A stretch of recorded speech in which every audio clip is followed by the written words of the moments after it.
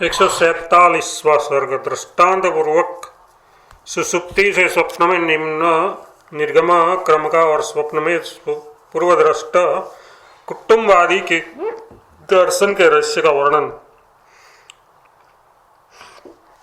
महामुनि ने कहा है, महाभाव, इसके पश्चात जब मैं सुसुप्ति से बाहर आया तब स्वप्न में मेरा ये जगत दृश्य सागर से लहर मणि आदि की तरफ बाहर निकाला, जैसे छेनी आदि औजारों से तराश कर पत्थर से प्रतिमा प्रकट होती है, वैसे ही आकाश से मानो प्रकट हुआ था, पृथ्वी से मानो निकला था, चित्त से मानो उदित हुआ था, अथवा दृष्टि से मानो प्रादुर्भाव हुआ था, वृक्षों से मानो फूला था।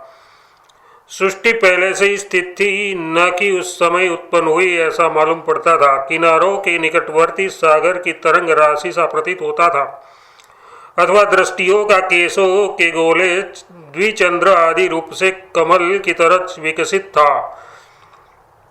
आकाश से मानो आया हुआ था, दिशाओं से मानो उदित हुआ था, पर्वतों से मानो प्रतिमा आदि की तरह गढ़कर प्रकट हुआ था, पृथ्वी से मानो निकला था, हृदय से मानो बाहर आया था, मेघों द्वारा आकाश में मानो प्रविष्ट किया गया था, वृक्षों से मानो पैदा हुआ था, पृथ्वी से धान आदि की तरह उगा था, अंगों से मानो निकला था, इंद्रियों द्वारा मानो दिशाओं में लिखकर चित्रित कर बनाया गया था, पर्दे के भीतर से मानो बाहर आया था, मंदिर से मानो निकला था, कहीं से आकर आकाश से उड़कर मानो गिरा था, प्रजावर्ग द्वारा राजा के सन्मुख रखी हुई भेंट सा था। इस लोक में संचित पुण्य जैसे परलोक में अपने आप उपस्थित हो जाते हैं, वैसे ही उपस्थित हुआ था, अथवा खोदने आदि उपायों से हाथ लगी भूमि की निधि की तरह हाथ में आया था। ब्रह्म रूपी वृक्ष का समय पर लगे फूल की तरह समय पर उपस्थित हुआ था। चित्त रूपी खंबे में तोड़ने तराशने के लिए बिना ही प्रकट हुई सुंदर प्रतिमा था। आकाश रूप मिट्टी से बनी हुई असंख्य दीवारों से युक्त आकाश नगर था। मन का मत गजमत विलास था। बिना दीवार और बिना रंग के आकाश में विचित्र चित्र था, जिसका मिथ्या सर्वस्व था। जीव का मिथ्या सर्वस्व था। माया करने में चतुर शिरोमणि अविद्या नामधारी किसी इंद्रजालिक का उत्तम जादू था। महाविस्तार और चिरस्थायी दिखाई देने से देशकाल से रहित था। वह नाना से भेद से युक्त होता हुआ भी अद्वैत था, विभिन्न रूप होता हुआ भी कुछ न था, शून्य था,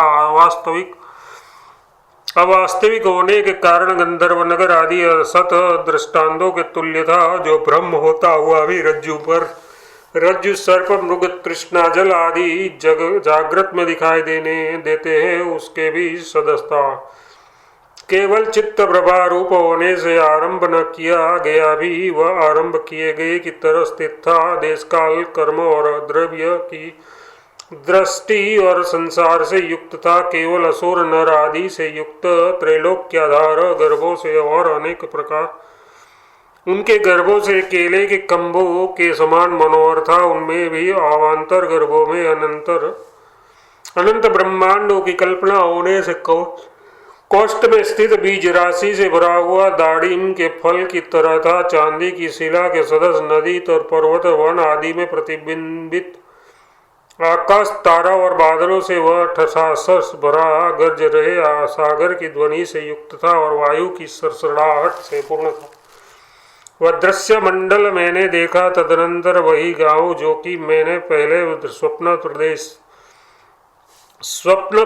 प्रवेश के समय देखा था, उसमें वह घर मुझे दिखाई दिया। उन्हीं सब बंधु बांधवों को, उन्हीं पुत्रों को, उन्हीं पत्नी को और उसी घर को जिसकी अवस्था उम्र रूपरेखा बनावट आदि जैसी पहले देखी थी, वो बहुबहु वैसी ही थे मैंने देखा। जैसे महासागर में लहर तट में स्थित नष्ट भ्रष्ट हो रहे अपने प्राक्तन अंगों को का लाती है, वैसे ही बंधु बांधव स्त्री पुत्र घर बाहर कर द्वार ने मेरी पहले की ग्रामीण घर खेत पुत्र बंधु आदि में अभिमान वासना जबरदस्ती लादी। उसके बाद उसने आत्मीय वासना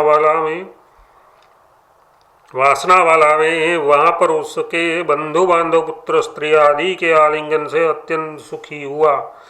मेरी पहले की सारी स्मृति विस्मृत हो गई। प्रसंगतः मलिन और स्वच्छ चित्त के स्वभाव का उल्लेख करते हैं।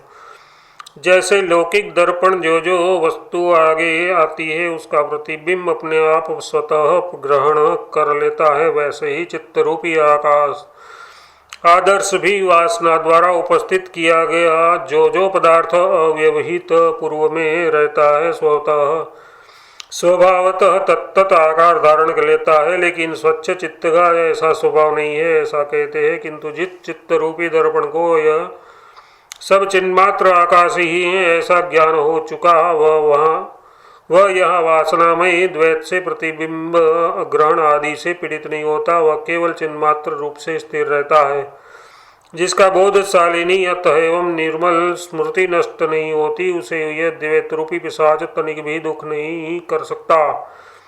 जिन सत्पुरुषों का अभ्यास से साधु संत और सत्शास्त्रों के संग से बोध हो जाता है, वह बोध जो एक बार उदित हो गया तो फिर कदापि अपने उदय को नहीं भूलता, सदा ही ब्रह्मानुसंधान रूप से रहता है। उन्हें यह द्वैत बाधा नहीं पहुंचाता। आप तो तत्वज्ञ थे, फिर आपको उस समय कैसे व्यामोह हुआ? इस पर कहते हैं, उस समय मेरा वह बोध प्रौढ़ नहीं हुआ था, इसलिए बंधु बांधवों की वासना द्वारा वह तिरस्कृत हो गया। अब तो मेरा बोध अत्यंत प्रौढ़ हो गया है। आज तो किस दुर्वासना जाल में उसे डिगाने की सामर्थ्य है। हे व्याघ्र, तुम्हारी बुद्धि भी सत्संग रहित होने से अब भी शांति को प्राप्त नहीं होती है, किंतु आगे कहे जाने वाले तपस्या से शरीर वृद्धि मरण जन्मांतर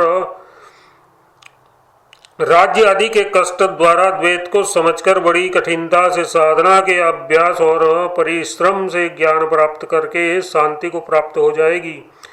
मुनि महाराज के कथन का अनुमोदन करता हुआ व्याघ्र बोला। व्याघ्र ने कहा, हे मुनीश्वर, आपका कथन 16 आने सत्य है। इस प्रकार के पतिव्रत पवित्रतम आपके बोध उपदेशों से भी मेरा मन परम लक्ष्य पर सत्य पद पर नहीं टिक रहता है। ऐसा है या नहीं है? इस तरह का संशय जाल इस स्वानुभूत वस्तु के विषय में भी शांति नहीं ले होता है। अभ्यास से अत्यंत बद्धमूल इस अविद्या का पार पाना अत्यंत कठिन है। यद्यपि ये अविद्यमान ही है और शांति ही है, तथापि शांति नहीं होती। तुम्हारी बुद्धि सत्संग गति शून्य है, ऐसा जो मुनि महाराज ने कहा था उसका भी अनुमोदन करता हुआ कहता है, सत मतलब ज्ञानप्रद शास्त्र, उत्तम गुरु संप्रदाय और उत्तम विचार आदि से सर्वांग मनोहर सत्संगतियों से युक्त उत्पन्न हुई पद पदार्थ विवेक बुद्धि के अभ्यास से उत्पन्न तत्वबोध से क्रमशः ये जगत ब्रह्म शांत हो जाता है। इसके सिवा दूसरे कोई किसी उपाय से इसकी शांति नहीं हो सकती, ऐसा मेरा दृढ़ निश्चय है। 147वां सर्ग समाप्त। 148वां सर्ग स्वप्न की सत्यता तथा असत्यता का हेतु तथा चित्त की सर्वात्मकता, एकता और शुद्धि से युक्त जागृत स्वप्न और सुषुप्ति का वर्णन। व्याघ्र ने कहा, है मुनि, नायक वासना के अनुसार चित्त का वेदन ही स्वप्न है और जागृत भी स्वप्न विषयक ही है। ऐसा यदि सिद्धांत है तो प्रातः काल में देखा गया हाथी पर सवार होना इत्यादि रूप कोई स्वप्न लाभ आदि फल का सूचक होने से सत्य है। उससे अन्य अरण्य में जाना घूमना आदि रूप स्वप्न किसी प्रकार के फल का सूचक न होने से असत्य है। यो स्वप्न दर्शनों की सत्यता और असत्यता की कैसे उत्पत्ति होगी, इस प्रकार हिरण्यगर्भ के मनोरथ से कल्पित सृष्टि अर्थ क्रियाकारी होने से सत्य है। हमारे मनोरथ से कल्पित सृष्टि असत्य है। यो जागृत जगत के विषय में भी मेरा ये महान संदेह है। अधिष्ठान चित्त की सत्यता से अध्यस्त में सत्यता स्वतः असत्यता दोनों तरह तुल्य ही है, तो इस विषमता का क्या कारण है? ये भाव है।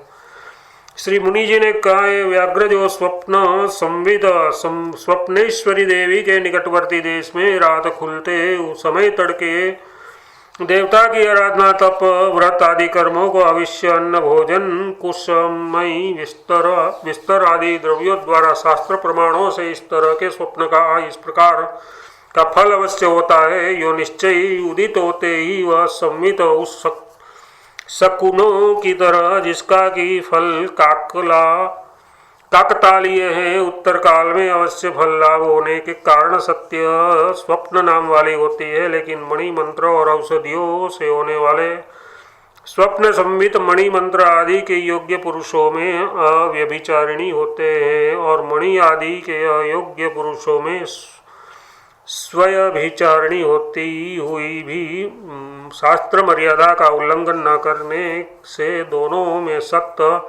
स्वप्नविकता ही कही गई है। वहाँ दोनों जनों में ही काकतालीय न्याय ही एकमात्र आसरा है। दृष्ट किसी भी नियामक का निरूपण नहीं किया जा सकता। इस आशय से कहते हैं,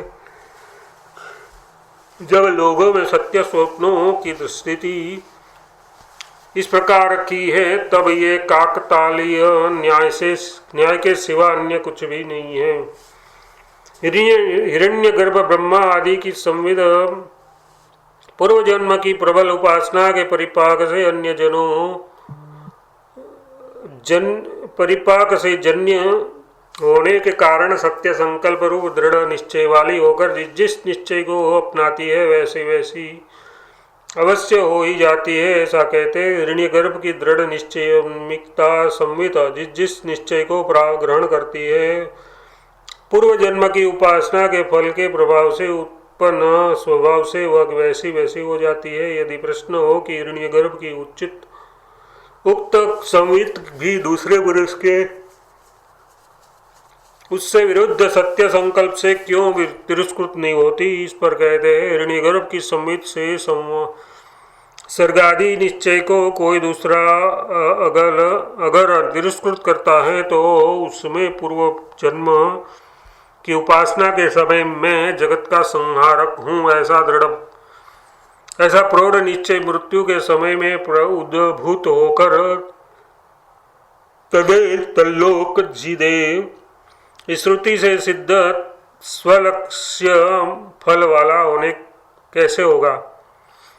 इससे सिद्ध है कि हिरण्यगर्भ की संवित के अवरोधों से ही अन्य सिद्ध जनों का संकल्प उदित होता है, उसके विरुद्ध नहीं होता। ऐसी स्थिति में संवित स्वतंत्रता अक्षुणी है, ऐसा कहते हैं। कोई घाट पट आदि पदार्थ न कहीं भीतर है और न कहीं बाहर है, केवल स्वतंत्र एकमात्र संवित। ऐसा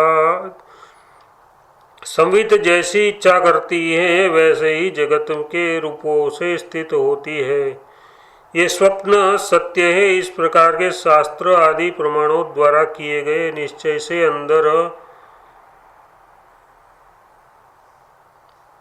सत्य उदित हुई स्वप्नादि संवित तुरंत सत्य ही हो जाती है, और सत्य है या नहीं इस प्रकार के संदेह से संशयग्रस्त हो जाती है। स्वप्न संवित की सत्यता काकतालीय व्रत है, जो ऐसा जो पहले कहता था उसका उपादान करते हैं। फल स्वप्न द्वारा ही उचित है ऐसा समझता है। इस प्रकार जगत में सिद्ध गढ़ पट आदि की संवित की काकतालीय ही है, क्योंकि मन में भी देश क्योंकि उनमें भी देश और समय के भेद से अन्यथा भाव देखने में आते हैं, ऐसा कहते हैं। जयलोक त्रिलोक्य में तत्त विभिन्न पुरुषों की अपनी निज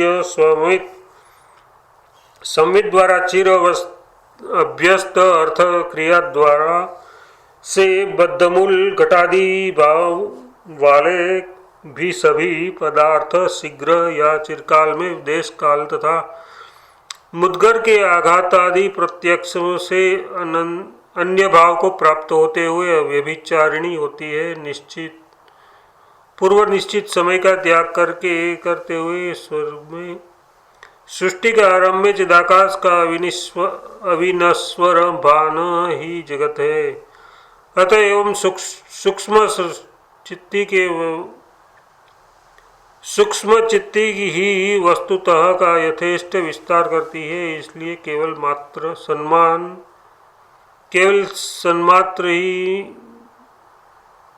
सन्मात्र ही नियत स्थावन है। उससे अतिरिक्त सबकी सत्ता अनियत है ऐसा समझते। उसके अतिरिक्त सबकी सत्ता अनियत है ऐसा कहते हैं। केवल मात्र ब्रह्म को छोड़कर और सबको कुछ तुम सदा सत्य असत्य नित्य अनित्य रूप से स्थित समझो। अतः एक सद ब्रह्म ही सर्वात्मक सर्वरूप में है, उससे अन्य कुछ नहीं है। इसलिए उसके अतिरिक्त सत्य का या असत्य क्या होगा, अन्यथा कुछ भी नहीं। इस प्रकार विचार करने पर स्वप्न भी कहीं किसी काल में सत्य और कहीं किसी काल में असत्य भी संवित रूप से सत्य और अन्य रूप से असत्य है ऐसा कहते हैं। इस अज्ञानियों के लिए कहीं पर स्मार्ट और कहीं पर अस्तर है, किंतु ज्ञानवान जनों के लिए न सद्रूप है और न समस्या सन्मय है।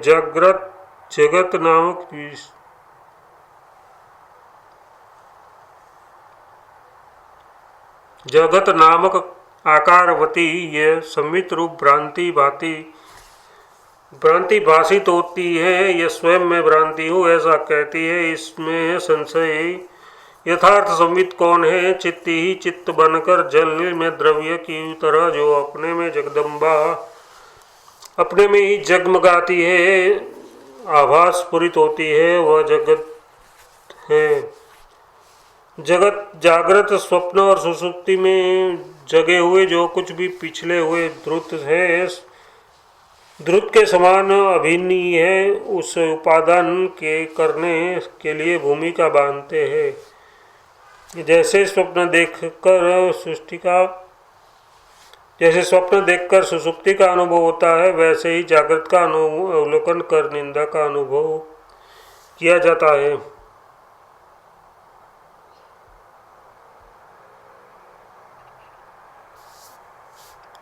हो ऐसा इससे प्रकृत में क्या आया, इस पर कहते हैं जैसे जमा हुआ कड़ा घी ही कुछ पिघलता है, कुछ समय तक नहीं।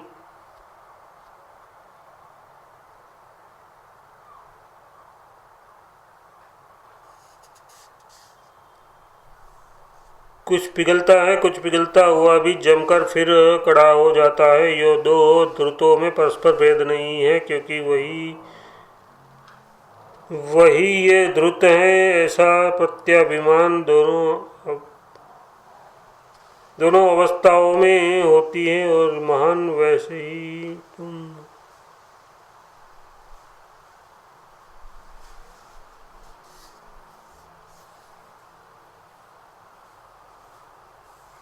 जैसे जमा हुआ घड़ा घी ही कुछ पिघलता है, कुछ पिघला हुआ ही जमकर फिर कड़ा हो जाता है। यो दो ध्रुतों में परस्पर भेद नहीं है, क्योंकि वही ये ध्रुत है। ऐसी प्रत्यक्ष भिक्षा दोनों अवस्थाओं में होती है। ये महामते वैसे ही तुम जागृत ही ये स्वप्न है ऐसा मानो, और स्वप्न को जागृत मानो। ये दोनों एक अविनाशी ब्रह्म ही है।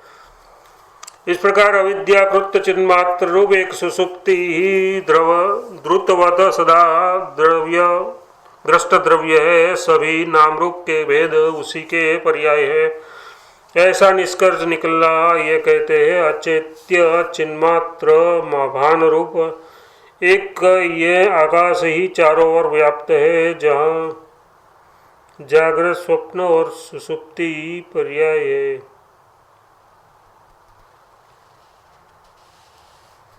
स्वप्न आदि के फल का नियम और अनियम भी उसके पृथक नहीं है, ऐसा कहते हैं। यहाँ न नियति है और न अनियति है। जरा बताओ तो मिथ्या रूप स्वप्न संवित में नियम नियम और अनियम का ही कैसे संभव हो सकता है? यानी मिथ्या होने के कारण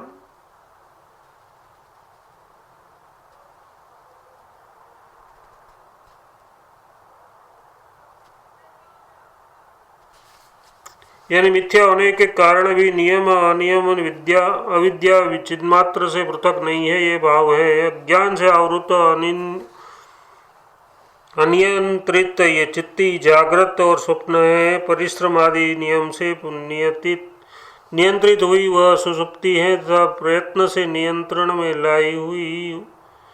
लाई गई उक्त चित्ती समाधि है। यथा अज्ञान का विनाश हो जाने पर वही पुरुष अज्ञान का विनाश हो जाने पर वही मुक्ति कहलाती है। ऐसी स्थिति में जागृत के निरोध से मनोराग ऐसी स्थिति में जागृत के निरोध से मनोव्यापार मात्र रूप अन्य शोक है। जब तक संवित भान का नियंत्रण रहता है तब तक सुषुप्ति में आत्मा ही सर्व शोकांतर है। ऐसा जान लेकर शोक रहित समाधि सुखरूपी विश्राम कर चाहने वाला पुरुष नियमन ही करे। यदि कोई शंका करे कि संवित का पवन के साथ नियमन करना अति दुष्कर है, उक्त संवित का स्वप्न आदि के आकार में स्फुरित होने के कारण होने का नियम है। इस पर कहते हैं वायुलेखा की तरह स्वच्छंद स्फुरित हो रही संवित का विषयाकार में स्फुरण होना संभव नहीं है, क्योंकि सुप्ति में उसका विषयाकार स्फुरण नहीं दिखाई देता और स्वप्न में संवित के विषयाकार स्फुरण में किसी कारण का भी निरूपण नहीं किया जा सकता। जिसको मैं निमित्त मानकर नियति हो, इसलिए नियति कौन और कैसी? यदि कोई कहे कि बाह्य घटपट के आकार ही संवित है, अपना बंधन होने पर संवित की स्वाकारता में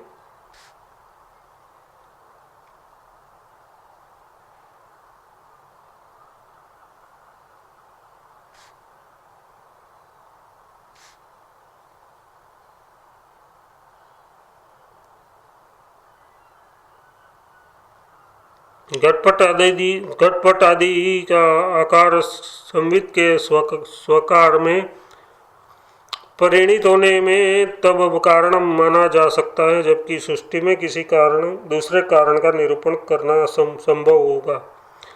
लेकिन जब पूर्वोक्त युक्ति से सृष्टि आकार कारण के ही बिना उत्पन्न है, तब चित्त से अन्य भिन्न आकार आदि चित्त के घट आदि के आकार में परिणित होने में कदापि कारण नहीं हो सकता। ऐसी आशंका होने पर नकारात्मक उत्तर देते हैं। यहाँ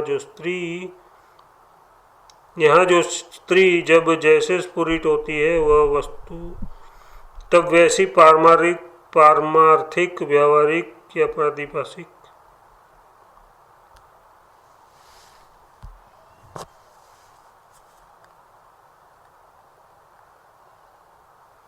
होती है। इस प्रकार की ही नियति व्यवहार पर्यंत रहती है, अन्यथा नहीं होती है।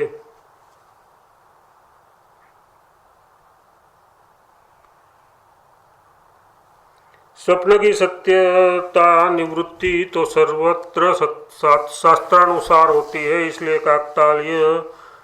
काकतालीयनवत ऐसा कहने हमने कहा है। ऐसा कहते हैं नियति के अभाव से ही स्वप्न में भी कभी कभी सत्यता और कभी असत्यता होती है, इसलिए स्वप्न सत्यत्व काकतालीय ही है। मणि मंत्र औषधि आदि रूप से प्रयुक्त स्वप्न सत्यता नियति तो जागृत प्रतीति में भी तुल्य है, ऐसा कहते हैं। मणि मंत्र और औषधि रूप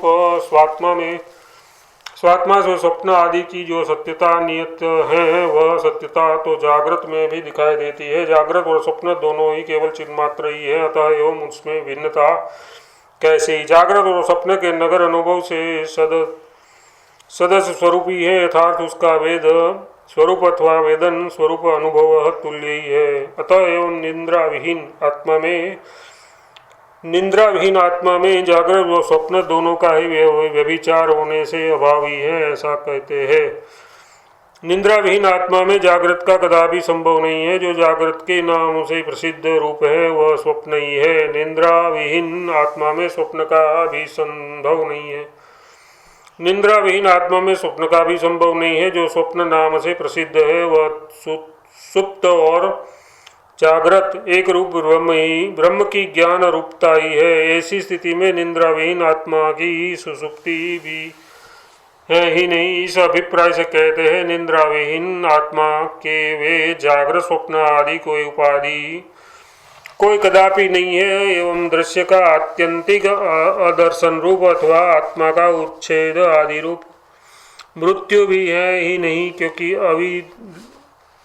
अविलुप्त चित्त सत्ता मृत्युभम के अनंतर तुरंत ही दृश्य को देखती है। जैसे जल कणों की लहरें मेघ और दिग्भ्रम होने पर दिशाएं वे अन्य होती हुए भी चिरकाल तक निरंतर सर्वथा अन्यवत प्रतीत होती है, वैसे ही अभिन्न परम ब्रह्म में शिला के अंदर की रेखाओं की तरह सृष्टियाँ स्फुरित होती है। उनमें जागृत स्वप्न आदि का कैसे संभव है? हे व्याघ्र, ये आत्म स्वरूप जो जागृत स्वप्न और सुषुप्ति रूप वाला और उनसे विपरीत तुरीयावस्था स्वरूप वाला तथा आकार रहित होकर भी रूप शरीर धारण करता हुआ शून्य इस चिद वपु से और शून्य रूप ही दृश्य से आकाश रूप छिद्र को व्याप्त कर स्थित है। तथापि आकाशात्मक चिन्मात्र ये अपने शुद्ध चिन्मात्र रूप से तनिक भी भिन्न नहीं है। आकाश वायु अग्नि जल पृथ्वी ये अनन्य लोक मेघ आदि भूत भौतिक सहित दृश्य जगत सृष्टि के आदि में भी दूसरे किसी भी कारण का प्रमाणों द्वारा अनुभव न होने से केवल हिरण्यगर्भ चित्तात्मक है। चित्त रूप मनोरथ रूप इसके नाम रूपों का अस्तित्व न होने से ये नाम से वर्जित रहित ही है। बोधर शरीर वाले मन के साक्षी से संयुक्त ही है। अंत में मन का विलय होने पर सारा का सारा दृश्य वेदन मात्र ही है, अन्य वस्तु नहीं है। 148वां सर्ग समाप्त।